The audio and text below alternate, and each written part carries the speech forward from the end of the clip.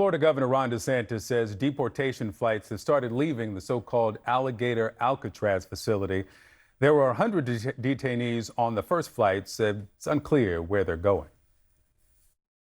It was never intended to be something where people are just held and we just kind of twiddle our thumbs. The whole purpose is to make this be a place that can facilitate increased frequency and numbers of deportations of illegal aliens.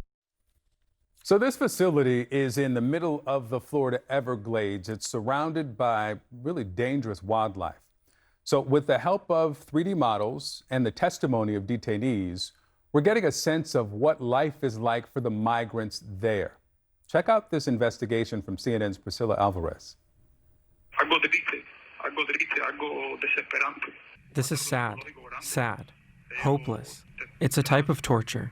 These are the stories of migrants held at Alligator Alcatraz, a new detention facility deep in the Florida Everglades. Using a plan of the site shown during President Trump's visit and photos from media tours and social media, CNN created a 3D model to take you inside the site, where hundreds of immigrant detainees are being held.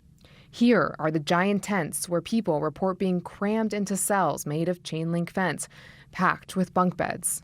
CNN spoke with 8 detainees to hear firsthand accounts of what conditions are like on the inside.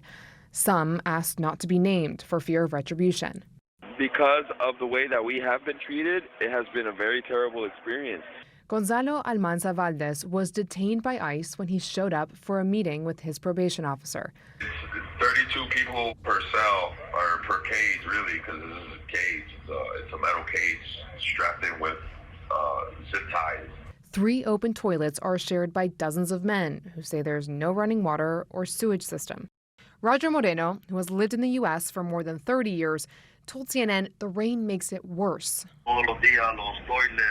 The toilets, when it rains, they overflow, and the cells we're in fill up with sewage. Every time it does rain and storm, the toilets clog up. Detainees told CNN the lights are kept on 24 hours a day. We can't sleep. I have to personally put a rag on top of my head to at least try to take a nap because the lights are so bright. There's 24 LED lights in the roof, and it's like shining bright.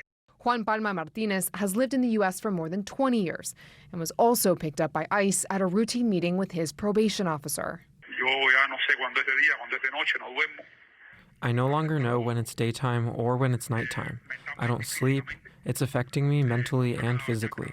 The tents aren't sealed. You can see cracks in this image. And at the height of the hot Florida summer, that means the insects are relentless.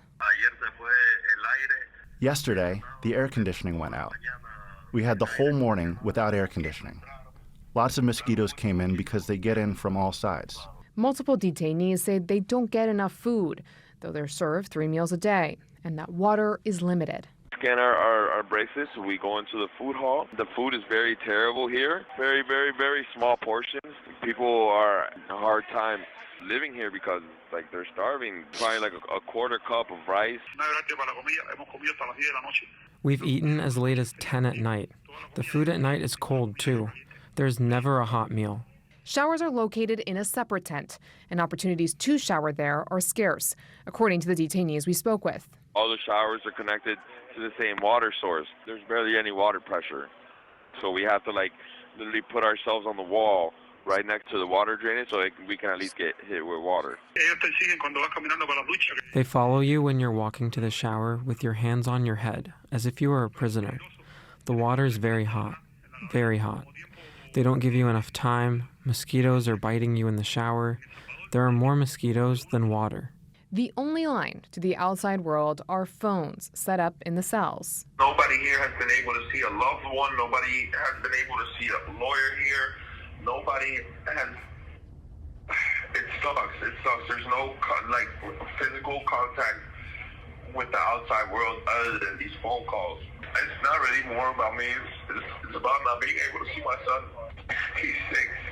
He's about to turn 7 in November. And I don't even know if I'm going to be able to see him for his birthday. Republican and Democratic lawmakers recently toured the facility. According to one of them, they were not permitted to speak to the detainees. Then State Senator Blaise Ingoglia, a Republican, said the facility is in good order. It's actually a very well-run facility. The idea that the detainees are in there and they're in squalid conditions is just not accurate. But most distressing for detainees, they say, was that in multiple cases, they haven't appeared in any state or federal detention system since they were arrested. That means families have been unable to track them. We're in the middle of the Everglades with constant reminder that we're locked up in a cage and anything can happen. A hurricane can hit us and we can all die and nobody would know. In a statement to CNN, a spokesperson for the Florida Division of Emergency Management said the following, quote, "As stated many times before, these claims are false.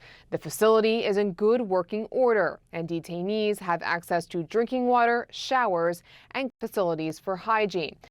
Now, Florida officials anticipate that the population of detainees at Alligator Alcatraz will grow over time to include thousands more. Meanwhile, the Trump administration is in talks with other states who are looking to the makeshift facility in Florida as an example of how they may approach migrant detention.